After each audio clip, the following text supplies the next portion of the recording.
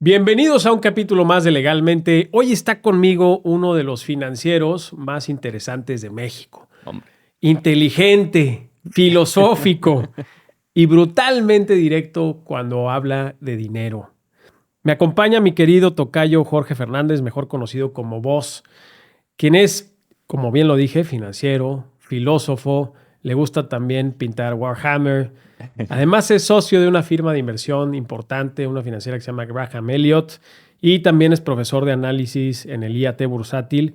Y hoy hablaremos de inversiones, de patrimonio, de errores financieros y qué esperan, sobre todo los financieros, de los abogados. Así que, mi querido Boss, bienvenido a este capítulo. Tocayazo, gracias por la invitación y como siempre un gusto, sea en un restaurante, sea en el campo de golf, sea donde sea, un gusto platicar contigo y hoy, bueno, con cámaras. Gracias, mi querido tocayo. Oye, pues bueno, la trayectoria que hemos tenido, la amistad que tenemos desde hace ya varios años, pues que si bien se dio por este tema justamente de la generación de contenido, nos ha llevado a platicar un poquito más profundo, a conocernos. Y eres una persona que respeto su opinión, que además le pido consejo constantemente, cosa que valoro. Y creo que mucho de ese contenido tiene que llegar a más personas que como yo quieren mejorar en su profesión como abogados. Así que mi querido tocayo, quisiera lanzarte la pregunta obligada a cualquier financiero. ¿Qué elementos debe analizar realmente una persona antes de invertir? ¿Qué es esto, tu área de especialidad? Y te lo pregunto porque la mayoría no sabemos invertir, aunque creemos Claro. que sí sabemos. Pero tú como especialista, ¿qué elementos evaluarías? Yo creo que cuando la gente le dan estos consejos, los hacemos muy técnicos y les damos una serie de pasos que no son útiles porque si un chef te explica una receta en 3 minutos, no vas a aprender a hacer un soufflé, güey, definitivamente. Entonces tienes que llevarte un consejo mucho más práctico con un lenguaje mucho más coloquial. Una cosa más útil. Y en ese sentido, el consejo de oro patrimonial para un no profesional de las inversiones, para un inversionista, digamos, de a piso, que está en su casa y no estudió esto nunca, es usa el sentido común y pregunta cómo funciona lo que estás tratando de invertir. Cuando preguntas cómo funcionan las cosas y haces double down, o sea, reiteras la pregunta y a fondo y a fondo y a fondo, en la cuarta o quinta capa te vas a dar cuenta cuando le preguntas al que te está promoviendo esa inversión, si sabe de lo que te está hablando, si sabe cómo funciona él mismo y qué riesgos hay. La gente que engaña, la gente que vende cosas que no comprende o que vende o promueve inversiones que trascienden el riesgo de lo que puede soportar una persona, se quedan en la segunda capa de la pregunta. ¿Cómo jala esto?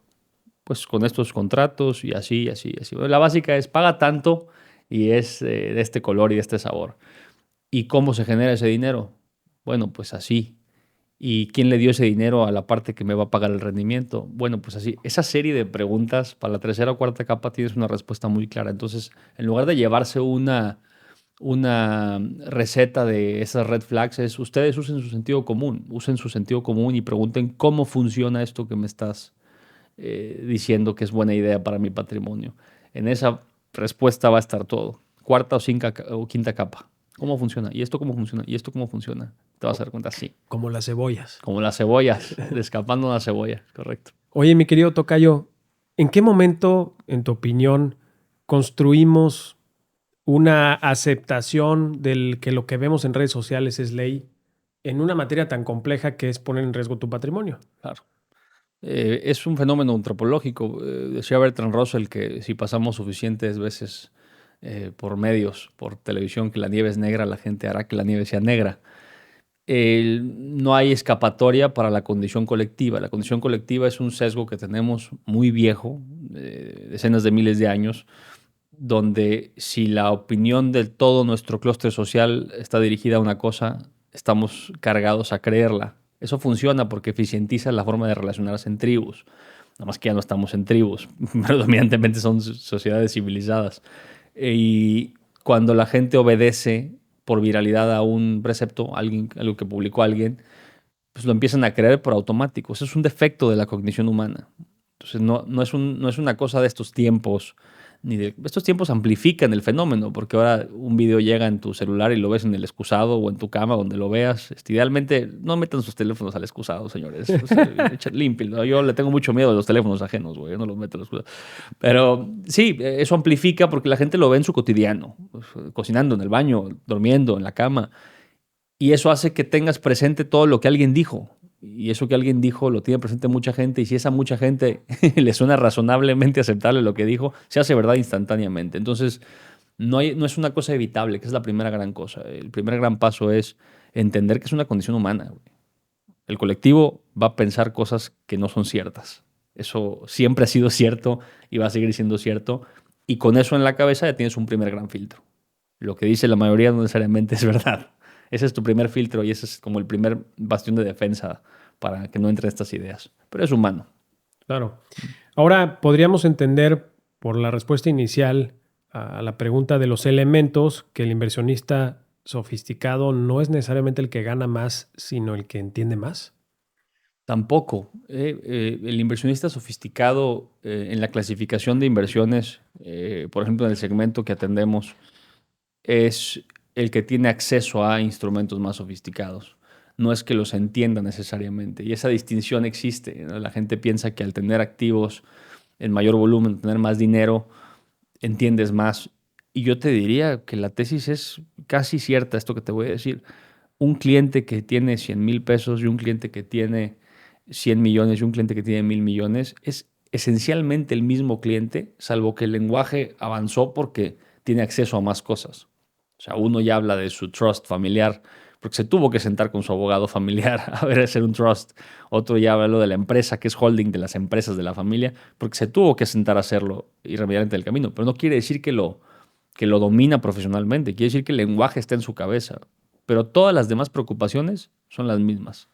Quieren que no se evapore el dinero, quieren pagar los menos impuestos posibles de la forma menos agresiva o legal posible, quieren que su dinero esté seguro y quieren que el país no implote y su moneda se deshaga.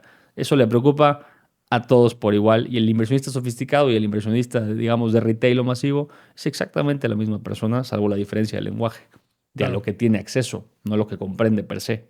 ¿Mm? Yo veo muchos elementos importantes en la respuesta que me gustaría ir desmenuzando a lo largo de la entrevista, pero quisiera concentrarme ahorita en la evolución del sector de las inversiones. O sea, yo lo he visto que ha crecido o se ha transformado de una manera acelerada, al menos es una percepción, como no un inversionista sofisticado, sino alguien a lo mejor que le interesa el tema, pues naturalmente para hacer crecer nuestro patrimonio, que he visto mucha generación de contenidos fácil, pero también otra que es responsable en lo que comenta y en lo que comparte. Pero al final del día veo aceleración en los instrumentos, en la manera en que se comunica el sector financiero hoy con el público en general. ¿Qué cambios has visto tú en los últimos 10 años dentro del sector? Esta ilusión de la democratización, y la ilusión es que se democratizara, la ilusión es qué significa. La metalingüística de democratizar es muy compleja. O sea, ¿qué significa democratizar? Pues en sentido general la gente dice todos tienen acceso ahora a invertir. Todos, todos. El que tenga 100 pesos puede ir a una casa de bolsa, abrir una cuenta y fondear sus cuentas y meter CETES, 100 pesos de CETES. Pues eso se puede hoy. En ese sentido se democratizó. Pero lo que no se puede democratizar, cuando menos no de forma rápida, es en qué invertir. O sea, el conocimiento de en qué invertir no está democratizado. Y esa dicotomía es un problema. Porque esencialmente hoy todos pueden acceder a inversiones, digamos, sofisticadas que hace 20 años eran para millonarios o 25 años eran para millonarios. Hoy todo mundo con 100 pesos puede ir a hacerlo. Pero que puedas hacerlo no quiere decir que es buena idea. Y ese ejemplo es el más común cuando un familiar o un amigo cercano me dice, oye, quiero comprar, ¿qué acciones compro? Esto es muy común, ¿no? En la cafetería esta que sabes que abrí, que paso buenas horas de mis tardes, pues amigos de toda la vida que me ven en un tono no profesional, mucho más casual, pintando, tomando café, etcétera, me preguntan en la mesa, enfrente de todos, oye, ¿qué acciones compro? ¿No? En la casualidad que una mesa de café te da. Y la respuesta es muy compleja porque hay que explicarles todo el tratado de, pues es que no te voy a enseñar a invertir en una plática de café. Y la gente piensa que sí. Eso es lo medular de lo que te estoy diciendo. Entonces se democratizó el acceso y ahí hay que poner esta palabra como foco central. El acceso a las inversiones, a los mercados de capitales, a los mercados de riesgo está democratizado, pero el conocimiento para hacerlo no. Sí se aceleró, pero que se acelerara no quiere decir que es una buena idea en general para todos, ¿no? No le aconsejas invertir a la gente al vapor o en automático. Ahí está el problema medular. ¿Y por qué no hay personas, a lo mejor, al menos, pues que se concentren en dar educación financiera o democratizarle a la educación financiera de una manera más allá de los 3 minutos de la receta que comentabas al inicio? ¿Será porque algunos instrumentos que se promueven de manera masiva en este ejercicio de democratización, de acceso a los instrumentos, que será que no conviene que se conozca el fondo, que no conviene que se democratice el conocimiento? ¿Qué ves tú? ¿Qué es lo que está provocando esta dicotomía? Sí, es siempre seductor pensar que hay una agenda de alguien respecto a esto, pero son fenómenos normales. La gente a veces piensa que las grandes farmacéuticas se han encargado de destruir la salud de la gente, y hay algo de cierto en algunos eventos aislados bastante inmorales de las farmacéuticas. Lo mismo con las financieras. BlackRock es dueño de un montón de cosas y están buscando que la gente no se eduque. Esa narrativa medio oprimidos contra opresores es muy seductora porque nos hace culpar a alguien más. Y cuando culpamos a alguien más colectivamente, nos quitamos la responsabilidad. Eso lo planteó Robert Heinlein en su novela Starship Troopers. Un enemigo común ayuda. Pero la vida real no es así, tocayo. La vida real, lo que sucede es que la gente no quiere educarse porque es cómodo no educarse. Tu doctor toma Coca-Cola. Mi doctor de cabecera fuma puros y sabe perfectamente bien lo que causan los puros, ¿no? Y fumamos puros felices de la vida. Esta irracionalidad que tenemos para no acudir a lo que nos hace bien es normal. No es buena, definitivamente no es óptima, pero es normal. ¿Qué pasa cuando la gente no se educa? Hoy tienen acceso a cuentas de creadores de contenido de primer nivel que hablan de esto, libros, internet te puede educar financieramente en 3 días, si lo permites, patrimonialmente. No lo hacen. ¿Por qué no lo hacen? Pues no hay ninguna agenda de nadie. No lo hacen porque es muy cómodo cerrar los ojos y decir, pues me voy a echar esta cocota de 600 mililitros y que la glucosa se dispare, aunque sé que me hace daño. Un cocón. Un cocón, sí, porque las consecuencias no son inmediatas, ni inmediatamente catastróficas, ni aceleradas. O sea, no está muriendo nadie en el momento. Por eso la gente no aprende finanzas. No es porque no haya acceso a la información. Es un componente complejo porque sí hay comunidades en las que no ha llegado esta información sin internet, pero hablando de lo que estamos hablando, en el contexto de una ciudad, alguien con acceso a internet, que en esta época es mucho más común que hace 20 años, la gente no aprende finanzas patrimoniales porque no le interesa aprender finanzas patrimoniales, porque es muy rico ir a gastar.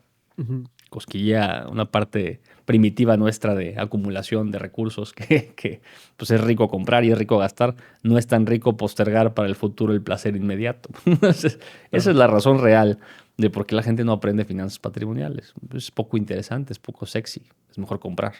Y entonces, al dispararse esta democratización, ¿considerarías que del muestreo, digamos, vamos a poner, porque pues hoy sí creo que mucho más personas invierten con estos 100 pesos en CETES, o que tenemos acceso a tener un dinero que antes era un dinero líquido en una cuenta corriente que no te generaba un centavo, es más, iba perdiendo valor? Pues hoy a lo mejor lo pones en una cuenta que te genera un interés muy pequeño, y pues hay bancos ahora que lo promueven, ¿no? A efecto de captar mayores recursos. En este sentido, ¿considerarías que la gente invierte mejor o invierte peor que cuando no había tanto acceso? Invierte mejor, pero la proporción es importante. Esto que decimos de que bueno, hay mucha más, pues sí hay mucha más, pero ¿en qué proporción? El gran grueso de los activos bajo administración en este país siguen estando en bancos. Es decir, el pagaré bancario sigue siendo el rey de las inversiones. Y eso no ha cambiado en 40 años del sistema moderno mexicano de inversiones. Entonces dices, hay mucho más, pues sí, pero ¿cuánto es mucho más? Bueno, pues ahora hay 3 millones de mexicanos con cuentas de inversión en casas de bolsa. Pues sigue siendo una fracción ínfima del dinero que se maneja. Incluso grandes capitales se manejan en pagaré bancario. Y eso no tiene ningún sentido. Y los bancos tienen un pecado ahí. Es un pecado que ni siquiera otra vez no sobreestimemos lo maquiavélica que puede ser una organización, ¿eh? Es falta de interés comercial y los bancos lo saben. Aquí se los puedo decir, los directores comerciales de muchos bancos, ahí tengo grandes amigos en esas sillas. Pues, si le pusieran atención a su cartera de pagares bancarios, El cross-selling con su área de banca patrimonial o privada sería maravilloso, pero es que ni así, ¿eh? O sea, a veces llegas y ves cuánto hay en esa cuenta, cuántos cientos de millones tienen, cuántos años. Tenemos un caso de hace poco, 2 años. Tenían 20 y algo años en un lugar de este tipo, invertido el dinero. Si tú haces la acumulación de intereses en exceso que pudo haber ganado nada más en instrumentos de corto plazo, era brutal. Porque aparte un pagaré suele pagar 2 o 3 puntos abajo, un punto abajo de la tasa libre de riesgo del país. Entonces imagínate por costumbre tener cientos de millones en un lugar que te paga 2% menos que la tasa libre de riesgo durante 25 años. Pues esto pasa a través del espectro socioeconómico, ¿eh? Entonces sí se ha democratizado, sí hay mucho más, pero then again, ¿cuánto del total existe? ¿No? Seguimos así. Entonces esto está en pañales y le faltan décadas para salir de esos pañales, Claro. ¿no? Una de las cosas que me interesa mucho a mí entender, que lo hemos platicado varias veces, incluso para la toma de decisiones de inversión, de qué hacer con un activo, con otro, pues es comprender la filosofía del dinero. Y en eso tú eres un especialista que logra combinar un aspecto filosófico con el dinero y pues tratar de tomar mejores decisiones o que la persona pueda entender que sus decisiones también tienen ese, digamos, ese feeling filosófico que creo que es importante. Entonces, me gustaría preguntarte vos, ¿qué enseñanza filosófica sobre el dinero tiene que entender cualquier inversionista? Es una gran pregunta que poca gente hace. La primera es que el dinero es un medio. Es un medio que compra cierta estabilidad emocional. O sea, la conexión con el dinero es casi estrictamente emocional. Cuando tú te haces de más recursos, vas a cruzar una serie de límites. El primer límite es el de supervivencia. Si ya no estás pendiente por si vas a tener recursos para comer la siguiente semana, cruzaste un threshold, ¿no? Cruzaste la primera gran barrera. Después de eso es el de exceso, que haya un poco de exceso. Y ese exceso puede ser para esparcimiento, no tiene que ser para ahorrarlo. Y cruzas una barrera. Al cabo de ciertas barreras, empiezan a pasar cosas en la vida de la gente. Y lo que hay que entender es que la conexión con el dinero tiene que ver con esas cosas que pasan en la vida de la gente, que tienen que ver con tranquilidad, estabilidad, toma de decisiones, la falta de presión social, etcétera. La Universidad de Purdue estudió hace cerca de 8 años, me parece, cuánto es el monto que nos hace más felices y a partir de qué monto no somos exponencialmente más felices. Esto está muy estudiado y es googleable por la gente que lo está escuchando ahorita. Tomen su teléfono mientras ven esto en su computadora y googleen lo que voy a decir. El threshold de la Universidad de Purdue era el equivalente en pesos mexicanos a 1.8 millones de pesos al año. Si tú ganas ese equivalente, 1.8 millones de pesos al año, del peso 1 al peso 1.800.000, eres exponencialmente más feliz con cada peso que ganes. O sea, tu vida cambia diametralmente de ganar medio millón de pesos al año a ganar 1 millón de pesos al año. Y diametralmente de 1 a 1,5. Diametralmente de 1,5 a 1.800 a 2. Pero de 1.800 en ese entonces, que deben ser ahora 2 y pico, en adelante ya no cambia tan exponencialmente. Después arriba hay otro threshold que otra universidad estudió. Cada peso que ganes sí te hace más feliz. Pero es que es eso, porque compra la posibilidad de hacer lo que quieras a la hora que quieras, ¿no? Entonces ya empiezan a ver otras cosas. Ya en lugar de comprarte un carro alemán, pues te vas a comprar un avión y del avión pasa el yate. Y eso sí te hace más feliz, ¿no? Todos quisiéramos pasar una semana en Amalfi en un yate propio, no rentado, etcétera. Pero hablando de lo básico, de lo estandarizable para la sociedad, o sea, de este brinco de la clase media, de la calle Rubio, ¿no? De la clase media a la clase alta, ese saltito de confort del peso 1 al peso 1.8 millones, vas a ser exponencialmente más feliz, arriba de eso ya no. Y lo que persigue el dinero es eso, es esa sensación de no traigo aquí las deudas atrás, no me preocupa el recibo de la luz. Eso es un threshold muy importante en la vida económica de alguien, ¿eh? Cuando no te preocupa el recibo de la luz, no importa dónde vivas y qué incentivos haya, pero cuando no te preocupa pagar los recibos de servicios básicos, cruzas un threshold económico y tu vida se vuelve más ligera en ese sentido. Empiezan a haber otros problemas, ¿no? Problemas de consumo, problemas de... Muchas cosas Claro. pueden saltar porque el humano es complejísimo, pero lo que estás persiguiendo con el dinero es ese confort. Entonces, ese estado de confort va cambiando conforme el monto. Y eso es lo que tiene que tener clara la gente. He visto de todo. Gente que dice, me voy a morir. Lo platiqué en un reel hace tiempo con un amigo porque fue un cliente nuestro muy querido. A los 60 me jubilo y de ahí empiezo a desacumular lo que junté y se murió a los 59 años, 11 meses. Esta historia es absolutamente triste y real. He visto de todo. Y también el que voy a vender la empresa ya porque quiero vivir con mi familia y disfrutar con mis hijos. Y entonces tiene esta idea en su cabeza y cuando se sienta con nosotros dice, ya quiero vender la empresa, Jorge. Pues, pues perfecto, empecemos un proceso, ¿no? Hay que hacer varias cosas. Hay que traer un banquero de inversión y hay que hacer varias due diligence, hay que hacer muchas cosas. Ujú. ¿Cuánto nos va a tomar eso? Pues por el tipo de negocio que tienes, especulo que en 2 años estamos viendo. Y el mercado y cómo está la cosa. ¿Cómo 2 años, güey? O sea, la inconsciencia de cuánto tiempo va a costar hacer lo que planeaste en tu cabeza. No es Claro, un tema técnico, es un tema emocional. Él decía, pues yo vendo la empresa como si fuera a vender un reloj, un carro. Y no, es una cosa más compleja. El dinero compra esto. El dinero compra esta sensación de paz en el cotidiano. Y es lo que tienen que perseguir, pienso yo, esencialmente todos. No un monto, que es un vicio muy común, ¿no? Cuando junte $1 millón, cuando junte, no es el monto, no es la casa, no es el estilo de vida tampoco, porque hay gente con estilos de vida de primerísima que viven miserablemente. Eso lo conocemos todos, o todos lo hemos visto. ¿O a costa de qué? ¿No? claro. Digo, la prisión del banquero de Nueva York, ¿no? Pues vivo con sueldo de 6 o 7 millones de dólares al año en Nueva York. Eso es como apenas estoy alcanzando un poco de confort y lujo, porque es carísimo vivir allá, ¿no? Con $1 millón sales tablas, Claro. para que la gente tenga perspectiva más o menos. Con $1 millón sales tablas con 2 hijos, estás en negativos. Con 1,5 millones estás medio tablas. 8, pero ¿cuánto trabajo 80 horas a la semana?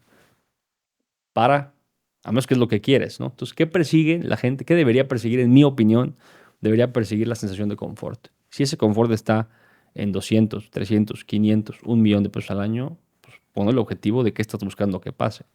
Sigue creciendo la ambición por más, bueno, se vale, ¿no? No hay bueno y malo en el dinero y ese es un principio que la gente olvida. Piensa que bueno es tener 2 carros, una acción en el club campestre y tal. Pues si eso te hace feliz, go nuts, güey. Claro. Pero tiene un precio, todo tiene un precio. Pero es parte también del pensamiento humano o de la influencia del colectivo que hablábamos al inicio, ¿no? Que son, digamos, conductas que se van generando a lo largo del tiempo, que vamos viendo, de las cuales vamos percibiendo que a lo mejor eso es lo que se debe de percibir como éxito. Entonces, pues es un tema súper importante. Y el otro de los elementos que para mí era importante entender desde el punto de vista filosófico cuando vamos a tomar una decisión de inversión es cómo se debe analizarse el riesgo desde el punto de vista filosófico. Ya, yo ahí me alejaría de lo filosófico, salvo por un punto. Fíjate, lo corregí en vivo porque tu pregunta es muy buena, otra vez. Desde el punto de vista filosófico, la respuesta está en qué te va a dejar dormir tranquilo. Eso es lo que más importa. No importa, y así lo practicamos en Graham. No importa el tamaño del retorno, no importa el rendimiento, no importa, lo que importa es que los clientes duerman tranquilos. Yo puedo tener una súper oportunidad de inversión que va a pagar magistral. Todo el tiempo hay inversiones que pagan bellísimo. El tema es encontrarlas. Pero si le voy a quitar la paz al cliente, no vale la pena. Y esta frase la cito seguido. Fue un CEO que tuve hace muchos años. La mejor inversión es la que le paga suficiente al cliente y lo deja dormir tranquilo. Es una frase bellísima. Entonces sí hay una respuesta filosófica de cómo escoger el riesgo. ¿Te quita el sueño? No lo hagas. Se acabó el problema inmediatamente. O sea, no lo hagas, ¿no? Claro, Tienes que tener madera para correr un riesgo que no estás soportando. No para correr riesgos, eso es técnico.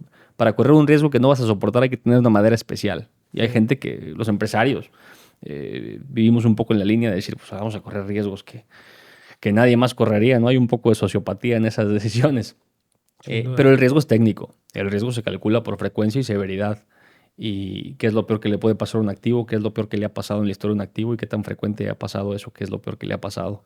Y luego qué proporción de lo que yo tengo en total de mis activos está en eso, que ahora Sí. sé qué es lo peor que le ha pasado. Entonces, es una cosa técnica que calculamos en Excel o en Python, ¿no? O sea, eso se puede palpar y ver en un número. Entonces son dos respuestas. Y sí, la pregunta es muy buena porque sí tiene una respuesta filosófica. Y pensaba que no al principio de la pregunta. Sí, y fíjate que quiero ahí yo meter un poquito de mi cuchara porque creo que a veces nos faltan huevos para decir no. ¿Por qué? Porque si sabes que no te va a dejar dormir, pero es que todo mundo está invirtiendo en ese pedo, porque es lo que nos están vendiendo. Pues sí, güey, pero no te deja dormir. Nos cuesta un trabajo enorme decir no. Y muchas veces sacrificamos el sueño o sacrificamos la tranquilidad por esa falta de agallas para decir, oye, pues yo no le entro, cabrón, ¿no? ¿Por qué? Porque mi apetito de riesgo es distinto, güey. Ujú. Porque esto no me deja dormir, porque prefiero dormir en la noche. Para mí es importantísimo profundizar en ese punto y por eso la definición filosófica de estos dos elementos se vuelve muy considerable. Al tema que ahora me permito tocar contigo, que es cuál es el papel del abogado con nuestros inversionistas o con el Claro. inversionista, que tiene que también evaluar eso, ¿no? Que es un componente interesante de que cuando vamos desmembrando las capas, pues llega un tema de due diligence legal que también va a meternos un poquito hacia, oye, esto te satisface, aumenta tu estilo de vida, pero tiene X apetito de riesgo. ¿Te va a dejar dormir? Claro. ¿Cómo ves tú el papel del abogado en estos temas de inversión? Y conectan precioso las dos preguntas porque sigo hablando del riesgo. Hay que tener muy claro que entiendas el riesgo de lo que estamos hablando y te quite el sueño o que te quite el sueño porque no lo entiendes bien. Esa es la antesala de este gran vicio de la conversación con los inversionistas o con los banqueros o con te quita el sueño, pero ¿estás seguro que lo entendiste? Muchas veces pasa que es que no vendo la propiedad esa porque estoy muy encariñado. Dice, vale estar encariñado con una propiedad, aunque no es óptimo. Y lo óptimo y lo emocional no cohabitan siempre, ¿no? Pero es que estoy muy encariñado. Bueno, pero si la vendieras, liquidaras el activo y lo invirtieras en instrumentos de tasa libre de riesgo, tu estilo de vida se exponenciaría diametralmente. Entonces, a lo mejor la gente perdía el sueño porque no lo entendía. Entonces, es importante esa separación primero. Te quita el sueño, pero no lo entiendes bien y hay que explicártelo, o te quita el sueño ya entendiéndolo. Si ese es el segundo caso, lo que tú dices es cierto, no lo agarres. Y entra exactamente el abogado. Te lo decía ahorita y se lo quiero leer a la gente. El eslogan de Graham Elliott dice, y lo voy a leer que es muy breve: Be wise, be careful, be sober. Make friends with a great doctor, with a magnificent lawyer, and consider your banker family. Get wealthy, stay wealthy.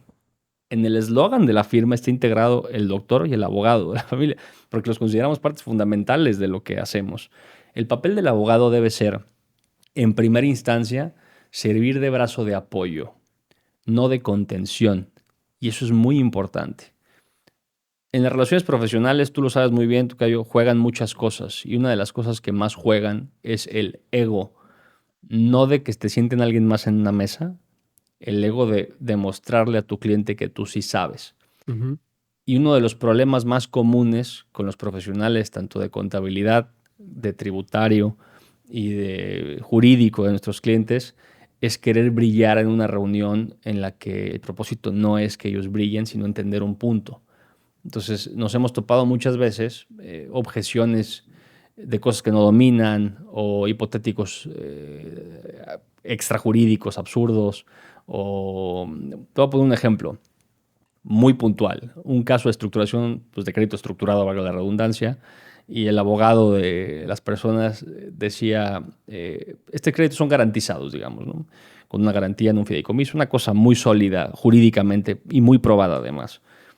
Pero si el juez tirara los intereses, además de moratorios nominales, y tuviera una perspectiva filosófica de que los intereses fueron abusivos, y hablamos de tasas ordinarias, decimos, bueno, si eso especulamos, licenciado, le hacemos, podríamos especular que el juez piense que el capitalismo es una pésima idea y reparta Y se acabó la estos activos conversación. entre todos, sí. O sea, era más, y tú lo notas muy bien ya con mucho callo de Social Dynamics, eran más las ganas de dar una opinión que otra cosa. Como ese evento hemos tenido varios.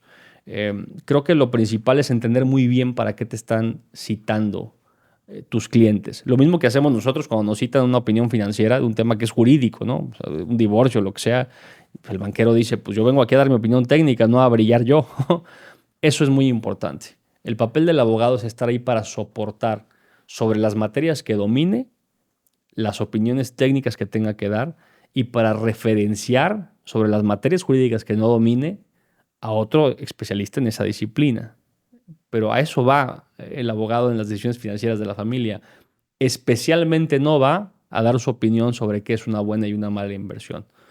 Ese es como el peor vicio, porque es como si yo le dijera a mi cliente, sí, demándalo a tu socio. ¿Por? Sí, claro, Ese no claro. es tu área, hermano. De que te puedo calcular un portafolio, te puedo modelar riesgos, pero decirte sí, sí demándalo, una decisión jurídica y aparte emocional, eso no me toca a mí, eso le toca a tu abogado. Así lo vemos al revés. Entonces, el principal papel es es sentarse específicamente a lo que te pidieron hacer en la mesa, como lo tienen que hacer todas las partes, nosotros incluidos. Aquí mencionaste varias figuras que participan en estas mesas de toma de decisión de inversiones importantes. Eh, el contador, tributario, el abogado, naturalmente los financieros, la familia. Y creo yo que muchas veces, porque me ha tocado participar en esas mesas, el contador es el abogado o se cree el Ujú. abogado se cree el contador y entonces ahí, justo entre esas dos figuras, se empieza a dar un debate en algunas ocasiones sin sentido. Y me gustaría tu opinión. No quiero yo sesgar hacia dónde oriento mi respuesta. Sí, es común y especialmente de los contadores. Un saludo a nuestros escuchas contadores. Ustedes saben de qué hablamos, han tenido seguramente un profesor en la universidad así. Y si no conocen a nadie así, ustedes son el que es así, ¿no? Aplica el meme. Eh, Esto me lo dijo un cliente mío abogado hace muchos años. Algo pasa con el contador, y no porque sean contadores, es específicamente por el contexto de lo que estamos hablando, que quiere trascender a la disciplina jurídica. Y lo que pasa es evidente, pasa que está algo letrado en la materia, porque para hacer su trabajo tiene que leer pues, legislación vigente, entonces le medio entiende a las cosas, pero de medio entenderle, especializarte, hay un salto. Y creo que responder preguntas muy técnicas requiere haberlas vivido. Entonces uno puede dar una opinión sobre cómo se ve algo en papel, pero solamente si has ido a litigarlo o si lo entiendes de 0 a 100 o si lo has hecho una cantidad repetida de ocasiones, podrías hablar con experiencia y expertise, digamos, que funciona como te estoy diciendo. Y esa premisa es muy importante, que alguien te pueda decir, esto funciona como te estoy diciendo. Te puedo citar los casos, te los puedo traer a la mesa, te los puedo enseñar en documentos, te puedo mostrar cómo funciona. Es muy importante y ese salto a veces en la contabilidad, en la contabilidad financiera, se quiere saltar todo. Y nos ha pasado, a todos nos ha pasado. Entonces tuvimos un caso hace como un año donde el contador de la familia fue el principal detractor de la toma de decisiones de inversión. Toma de decisiones de inversión que era de tal calidad, tan consistente y tan buena que tardaron un año en tomar la decisión. Entonces lo único que pasó es que les hizo perder un año de una buena decisión, que se tomó un año después. Y se Claro. tomó además por consecuencia de cómo iban las cosas en el portafolio. O sea, fue como un ya irremediable. Oye, pues ya estamos en este punto. O sea, lo que hace un año nos decía este güey que era un problema y que no le gustaba el formato y que pues ya el portafolio lo está pidiendo porque ya se está saliendo del molde en lo que tenemos administrado. Pasa muy seguido, ¿no? Entonces sí, pues no saltarse el área de dominio de tu materia es muy importante y tener la sobriedad y la humildad intelectual para decidir, referenciar. Esta decisión no es mía y se lo dices a tus clientes. Nosotros tenemos que decirlo por ley, no podemos llevarlo a lo tributario. Esta decisión le corresponde a tu fiscalista y a tu contador, a las dos figuras juntas, no a nosotros. Mi recomendación es que vaya por este lado, pero siempre acabas la frase con, pero yo no soy tu contador. Como tu doctor te lo diría si estuvieras viendo algo de endocrino y él fuera neurólogo. Claro, Yo no soy tu consúltalo con el endocrino, consúltalo especialista. con el especialista y aquí está el teléfono del especialista, ve y márcale o trae uno tuyo. Claro. Eso es muy importante, esa entereza intelectual de decir, no, eso no me toca a mí, te lo tengo que decir. Y es muy de jóvenes, es un vicio de juventud querer abarcar todo, porque quieres brillar y más joven, pues quieres brillar más. Entonces, esto va especialmente para los chavos que te escuchan en tu audiencia, que sé que tienes muchos abogados jóvenes o gente que va empezando en el tema del derecho. Quiten ese vicio rápidamente de su carrera y van a brillar más. Además, se ve más maduro una respuesta de esto no corresponde a esta mesa. Hay que Claro. traer a alguien que domine esta materia. Y Sí. listo. Fíjate que a mí me pasó y lo traigo a colación porque pues, creo que es parte de lo que estamos platicando, que a mí me tocó sentarme mucho tiempo en unas mesas importantes, con tomadores de decisiones importantes, empresarios de gran nivel, para hablarlo de una manera más explícita, y recibí un consejo que hasta la fecha aplico, y es, tú tienes dos reglas cuando participas en una mesa de este tema o con este nivel. El primero de ellos es, si no tienes nada importante que decir, cállate la boca. Claro. Y segundo, no les hables de usted. Y yo la verdad es que lo llevo conmigo siempre, porque el respeto no se da con palabras o con referencias. Cuando estás en la misma mesa es porque tienes algo que aportar, porque se va a valorar tu opinión cuando tengas que darla. Ujú. Si vas como abogado a una reunión de trabajo donde te citan, porque le da confianza al inversionista que estés, Claro. le da confianza que estés, no quiere que le digas qué hacer, le Claro. da confianza que estés y que escuches. Si no tienes nada importante que decir, cállate la boca. ¿Por qué? Porque esa confianza se pierde mucho más rápido de cómo te la ganaste. Entonces, pues me imagino que te ha tocado verlo o presenciarlo en muchas mesas. Sí, Y de hecho tienes un buen programa de capacitación si quieres platicarlo un sí, sí. poquito. Doy clases en varias universidades. Los dos programas más elaborados en los que soy partícipe es el máster en corporativas del IEB en Madrid. Hoy traigo corbata del IEB, regalada por mi querido amigo Joaquín Dambila, el director de relaciones de allá. Y en el IAT Bursatil México. Y aquí tenemos en el IAT Bursatil México un programa de Wealth Management, donde se ven justamente los prismas más importantes de lo patrimonial, que es tributario, jurídico y financiero. Entonces, sí, gracias por el pie. Hablamos un Bien. poco de ese tema, un poco mucho, porque también lo enfocamos. Y le agregaría otra cosa a lo que dijiste.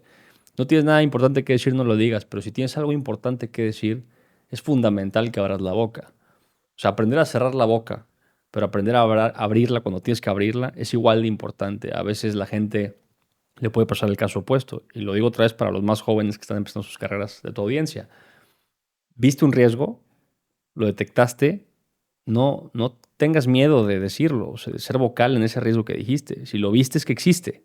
Si estás equivocado, pues estás equivocado. Pero es mejor haber estado equivocado en exceso sobre un riesgo que a lo mejor no dominabas o lo que sea. Abre la boca y digo, oiga, ¿esto cómo funciona? Esto puede ser un problema. ¿Qué tal que ni lo tenían visto los de enfrente? Claro. Pero Pasa. esa manera en cómo lo planteaste creo que es la clave. Es la clave. Es en tema de pregunta, no estoy afirmando que, oye, aquí hay un riesgo y tal. Oye, ¿no creen que aquí puede haber algo? Claro, Oye, ¿cómo ven esto? O como bien decías, en temas de capas, que se me quedó muy grabado lo de la cebolla. Pregunta cómo funciona. claro. Sí, Si porque te causa duda. tiene que haber una respuesta. Esa es la cosa con las inversiones. No hay dinero mágico. La inversión que paga más conservador y la inversión que paga más agresivo, si existe, tiene una explicación razonable de cómo llegó ese dinero ahí. Esa explicación puede ser una respuesta que eleva la matriz de riesgo o que la baja, pero hay una respuesta, no hay dinero mágico. Si alguien es incapaz de explicar exactamente, decía mi maestro de análisis en paz descanse, Fernando de la Garza, los qués te los dicen todo mundo. ¿Qué hay que hacer? Decía, ¿juegas tenis? Pues pégale fuerte, raso y a la esquina. Listo, ya sabes jugar tenis. Pero para saber cómo, tienes que ir con un especialista que tenga Claro. experiencia. Pues es cierto también en esto, ¿no? O sea, entonces, las preguntas que tú hagas en este formato que decimos tienen que tener un exactamente paso a paso de cómo funciona hasta donde te lo pida. Y esto es bien delicado porque el mundo de las inversiones se mueve por decisiones muy emocionales. El banquero de enfrente me pareció suficientemente letrado, suficientemente sobrio, suficientemente todas las cosas que te parece, voy a invertir. O la institución en la que está, aunque no me caiga medio bien el tipo, me pareció razonable, voy a meterle. Pero si algo les causa ruido, tengan o no tengan razón, háganle caso a ese ruido. Dice Gavin de Becker en este libro que se llama The Gift of Fear, que se lo recomiendo a todos tus escuchas y los míos. O sea, es el especialista número uno del mundo de riesgo de daño físico. Celebridades y que tienen un stalker, ese tipo de cosas, este güey sabe cómo identificar a un acosador o un posible asesino. Ese instinto que te despierta algo es la cosa más evolucionada que existe en la especie humana. Hazle caso. Entonces, vayan, hagan las preguntas. Cuando te respondan, si se te activa algo, hazle caso a ese algo. A ver, Es vamos a puntualizar en el nombre del libro. ¿Cómo se The llamaba? Gift of Fear, el don del miedo o el regalo del miedo. Buenísimo. Ahora, y antes de pasar a otro tema importante que son el famoso due diligence y la detección de red flags en inversiones, mi querido Vos, yo sí creo que un mal contrato puede destruir una inversión. Absolutamente. En este tema de las preguntas y del papel del abogado, ¿qué esperas de la estructura legal de un proyecto de inversión? hay dos formatos. En bursátil todo está ya bastante planchado porque hay un mercado regulado. No de confundirse con de los mercados no regulados que parecen bursátiles. Tengan mucho cuidado con los brokers de CFDs, en estas simulaciones de bolsa. Hay muchísimo broker. Todos estos chavitos que ven haciendo trading en TikTok y los invitan a invertir en una plataforma, esas plataformas no son casas de bolsa reguladas. Son simulaciones en el extranjero de su dinero y tienden a cero. O sea, nada más como paréntesis importante porque la gente asocia mucho eso con invertir en los mercados financieros. Dicho eso, los mercados financieros es muy sencillo porque todo está planchado.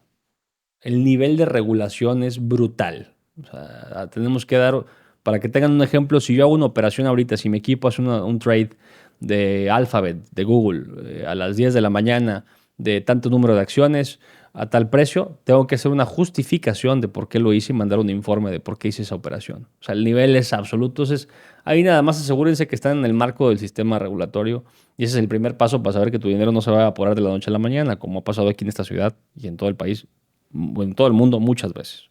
Uno. Dos, en el extrabursátil es lo delicado. Sofomes, SAPIs, Sofipos. La pregunta es, ¿qué es lo peor que puede pasar con mi dinero?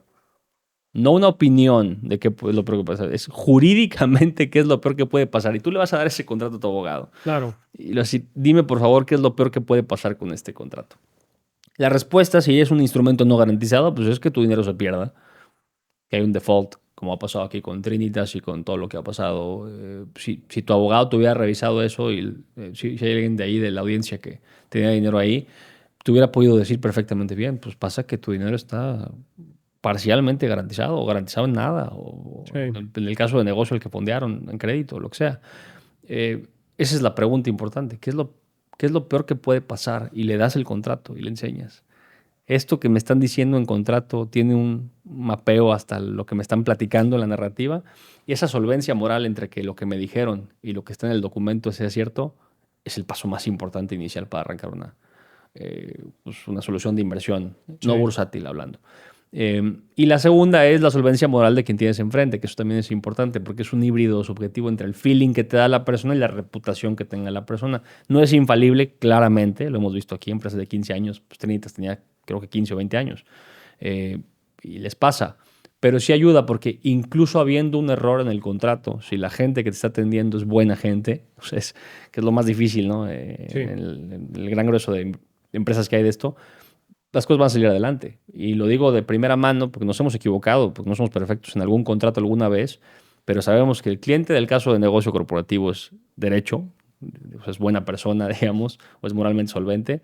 Nosotros somos. Entonces haces un pilar de capas de protección para decir, oye, hay un error en este contrato, lo vamos a corregir. En el Inter, si algo sale mal, pues quiero que sepas que cuentes con nosotros y tu dinero está de regreso. O sea, es algo muy difícil de decir porque tienes que tener muy bien controlado que tu solvencia económica como empresa de inversiones dé para solventar un problema. Ese es el gran pecado capital de las empresas de crédito, por ejemplo, ¿no? Di la mordida más grande que el... ¿Cómo es? El bocado estaba más grande que la mordida. Sí. Pues eso pasa mucho. Entonces la pregunta es esa, ¿qué puede pasar con esto? Y luego ya como capa secundaria es, estoy trabajando con gente que me protegería en el caso de un... Sí. ¿Podrían incluso queriendo protegerme? Porque mucha de esta gente que defrauda o que cae en defaults no es mala gente, solamente se les salió de las manos por incompetencia el tamaño del negocio que tenían, le faltó un pedazo y al le faltar un pedazo es un dominó. Sí, claro. Entonces, esa mezcla de cosas. Pero tu abogado tiene que tener muy claro, es más, tiene muy claro qué dice un contrato. Mejor que tú e incluso mejor que la gente que lo promueve. Entonces pregúntale, ¿esto qué dice, güey? Que si mi dinero hace qué, pasa qué.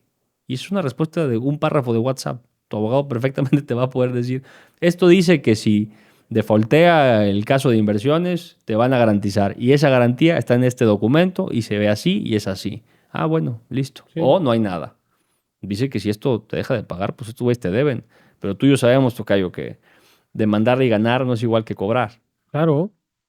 Claro, claro. O Para sea, que le y hay que expliques, hacer esa para que le expliques a tu distinción audiencia un importante. poco de qué estamos hablando con esto de demandar, Pues, que alguna vez no hemos sí, a platicado. ver, básicamente es que tú hablas muy bien de, digamos, infraestructura corporativa que no son sociedades reguladas.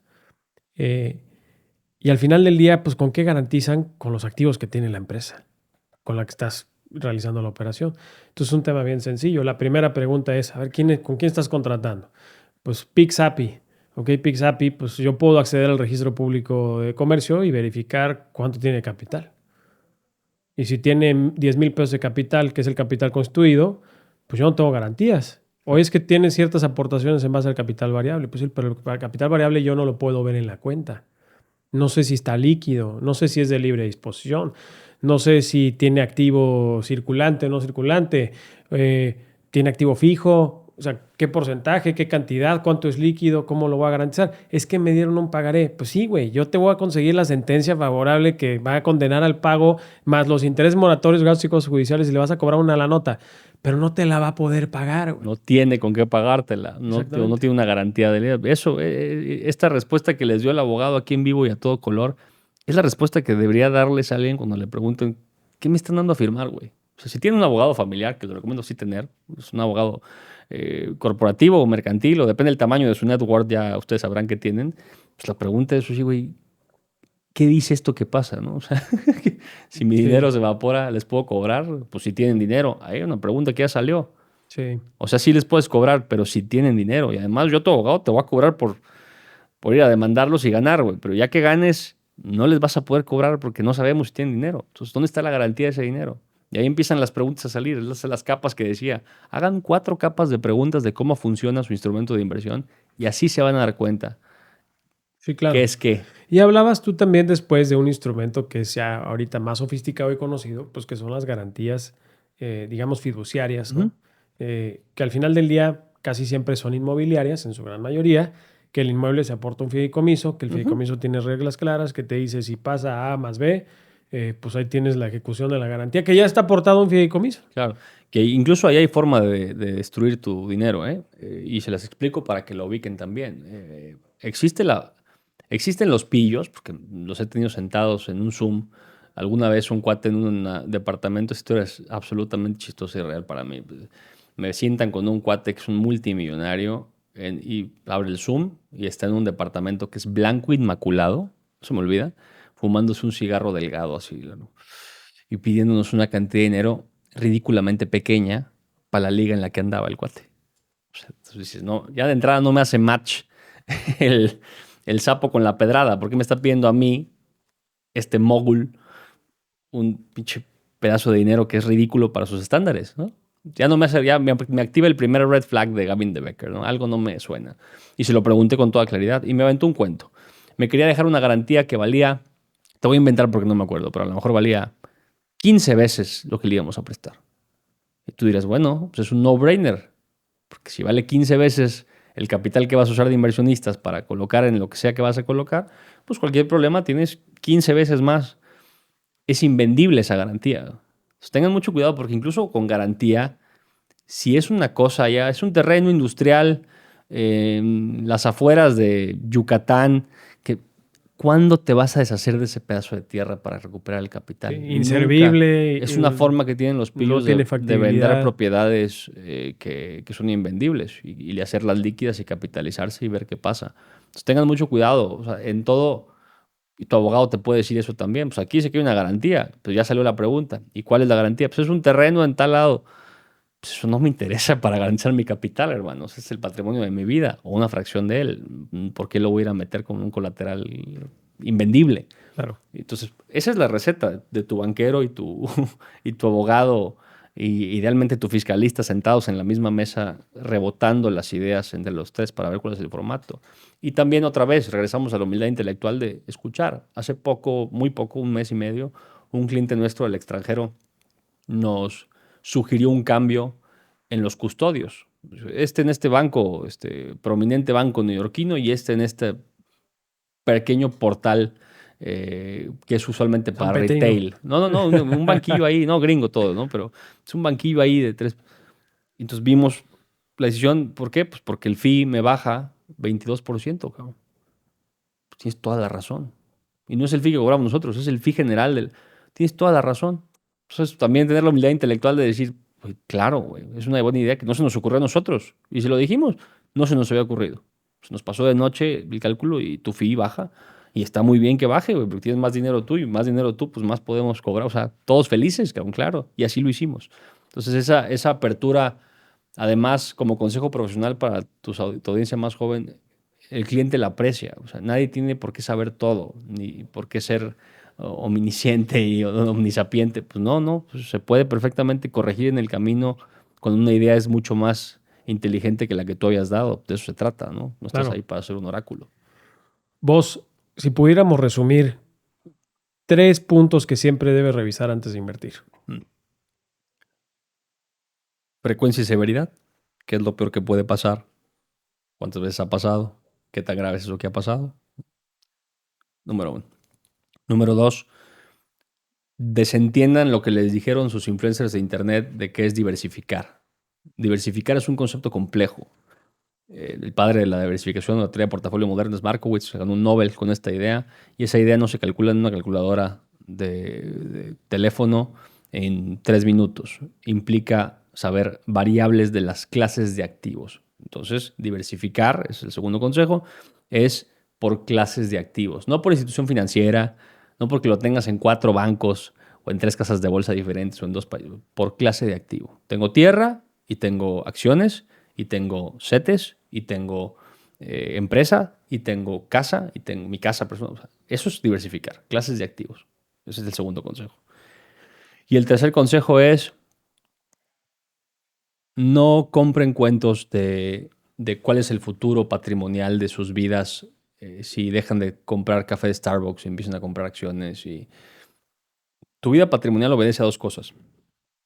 La buena suerte, dónde naciste, quiénes fueron tus papás, qué estudiaste. Pues eso ya está entendido en la academia. Sabemos que si naciste en ciertas condiciones, las posibilidades de que tengas éxito económico suben exponencialmente y eso está prepautado, salvo que eso es una anomalía. Y qué bueno si tienes apetito. Entonces eso, es buena suerte.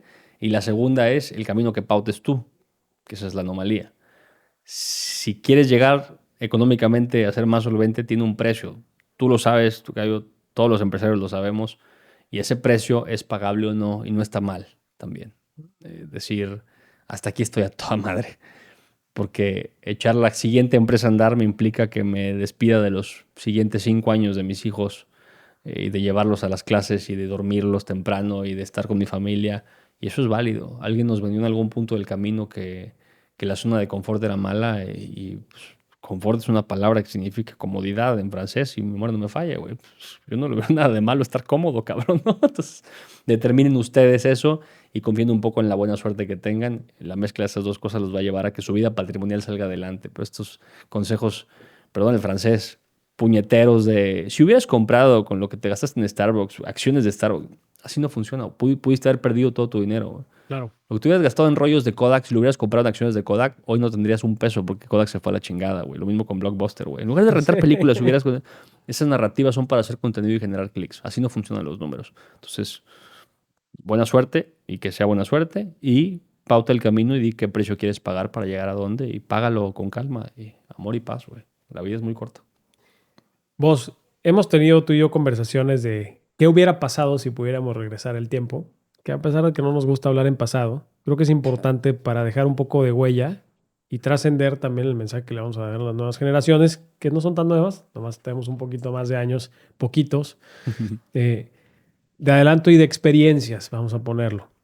Y hemos comentado de que, puta, o sea, si yo tuviera 20 años hoy, ¿qué haría diferente?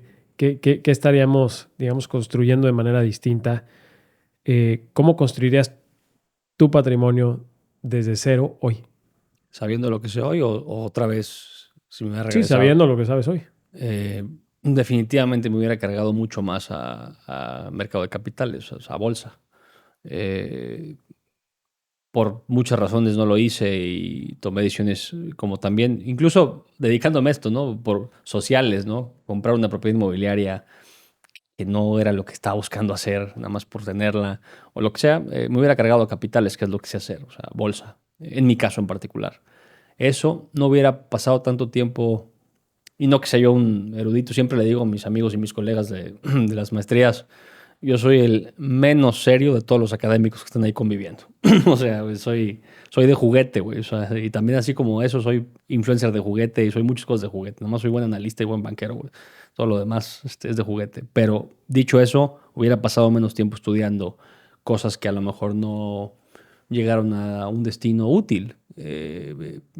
Y recomiendo eso a mis alumnos en general. No estudien por estudiar. Entonces le habría cortado a eso y le habría invertido más el poquito dinero que tenía en ese entonces para eso pues a lo mejor emprender más joven o comprar más bolsa o lo que sea. O sea, creo que sí me equivoqué en dónde asigné recursos, es un error común. Esas dos cosas hubiera hecho. Estudiar cosas más específicas, menos cosas, no en el vicio de estudiar por estudiar. Solo hubiera estudiado filosofía y análisis bursátil. Si eso hubiera sido mi camino otra vez, si pudiera regresar el tiempo, es la carrera que más me ha ayudado. Y análisis bursátil, pues es de lo que vivo a la fecha. Y habría comprado más bolsa. Buenísimo. Pues mi querido Vos, nos llevamos mucho aprendizaje. Gracias por este Gracias tiempo. por la invitación. Al final del día, pues como siempre decimos, arrieros somos, en el camino andamos. Nos seguiremos viendo por aquí. Y toda la gente que nos escucha, pues de verdad, nútranse de contenido importante. Y yo creo que al final del día las relaciones son súper importantes al día de hoy. Una plática, una comida, una invitación, aunque sea de esas comidas de speed dating, que luego me criticas que hago comidas de speed dating. Pues esa es una historia entre nosotros muy, muy chistosa, si quieres platicarla. Sí, pues el tocayo tiene una habilidad extraordinaria para ver a 7 personas socialmente, en la misma tarde. Entonces, vamos a comer, pues comemos. Yo me siento, estoy acostumbrado que si alguien me dice vamos a comer, pues comemos y platicamos 3 horas o 4 horas, güey. En esas 3 horas o 4 horas conocía 6 cabrones diferentes, güey. Que unos entraban, iban a entrar junta y entraban y salían. Pero qué interesante es que lo criticaba en broma de tu speed dating. De ahí hay buenos, grandes amigos actuales, cabrón. Y uno de ellos es Nacho, cabrón. O sea, yo a Nacho lo conocí en una mesa tuya. Hoy Sí. somos grandes amigos, güey. O sea, es una cosa muy bonita de un formato que yo jamás habría hecho solo y tú llegaste y supongo que para eso lo haces también. O sea, tú Sí, creas claro. este ecosistema de estamos aquí entre amigos, es amigo mío, él es amigo mío, conózcanse. Pues funcionó, cabrón. O Los sea, amigos de mis amigos son mis amigos. Exacto, cabrón. Y al final del día, yo creo que es importante el networking, creo que es importante la red que vas construyendo. Y esa red al final del día, la gente conoce una posible imagen tuya que a lo mejor han visto o no te han visto. No lo sé. Dice por ahí, siempre me ha dicho mi mamá que santo que no es visto, santo que no es adorado. Al final del día, pues si yo soy un profesional del derecho y quiero tener clientes, pues la gente me tiene que decir, pues oye, Jorge es abogado. Si no sabías que era abogado, pues entonces mi propósito Claro. está muy difícil de cumplir. Y luego viene la parte de las relaciones humanas, que al final del día es conocer al personaje detrás de la profesión es lo más importante, porque eso sí genera esa relación de confianza. Y al final del día, pues te vas a relacionar con la gente con la que tengas confianza, con la que tengas afinidad. Y eso se construye en una mesa, en una comida. Y ahorita hubo una entrevista con Toño Farrell, mi socio, que nos dejó una frase interesante que a él se la decían anteriormente, que es de la forma en la que se agarra el taco, sabes si alguien es dragón. Entonces, pues qué mejor que en la comida poder conocer a una persona que pues en una comida tú observas muchas cosas. ¿Qué come, qué pide, qué toma, ¿Cómo le habla al cuánto mesero? toma, cómo le habla al Es mesero? de las cosas más importantes y qué bueno que se abre el paréntesis Sí. de esto. Es uno de los filtros más importantes que yo tengo respecto a la gente. Cómo se conduce con los servicios, la gente que te sirve la comida, la gente que la cocina, la gente es fundamental. Es la primera puerta de entrada para saber. Digo, puede haber un sociópata que lo trate toda madre y luego le pega a su esposa en la casa, ¿no? Pero sería raro. Hablando del filtro inicial, te das cuenta, sí. Si un güey es un desgraciado, así trata a todos. Y empiezas a observar muchas cosas. Por ejemplo, cómo se paga la cuenta, ¿Mm? cómo se divide. ¿Alguien paga de más? ¿Alguien paga de menos? Oye, yo nada más consumí esto. Pues oye, ¿no me quieres invitar a una cheve? ¿Te cuesta demasiado trabajo? ¿Y si te pasa un negocio? ¿No? Te empiezas a hacer preguntas interesantes que al final del día no es con el objetivo de juzgar, pero sí encuentras amistades escondidas, como fue nuestro caso, que al final del día, que si no somos de la misma bolita de amigos, somos personas que cuando nos vemos y platicamos, pues Claro. nos pueden dar las horas, ¿verdad? Sin problema. Entonces, sin miedo a participar en esas comidas, ahí es donde donde se conoce. Ahí que si a alguien le llega el speed dating, no me diga que no. Hay un paréntesis rapidito y te quito un minuto más porque hay una historia de esto muy cagada que yo soy muy vocal de ella. Hay un cuate que está vetado de mis mesas, güey. Y hizo un reel de eso, hizo una columna en la revista Lord Multitask que se llama Los límites de la generosidad y la miseria. Ahí está en mi feed, en mi Instagram, si quieren asomarse a verlo. Este cuate en una cena en México, medio de trabajo y medio social, pues empezó a pedir botellas como senador griego en guerra, cabrón. Y yo llegué sobrio y este güey ya estaba hasta la madre y empezó a pedir caimus en restaurante, cabrón, como si fuera una tras otra, tras otra. Llega la cuenta y se divide entre todos. Y yo me comí un pinche tartar, güey, y un gin and tonic. Me acuerdo perfecto, güey.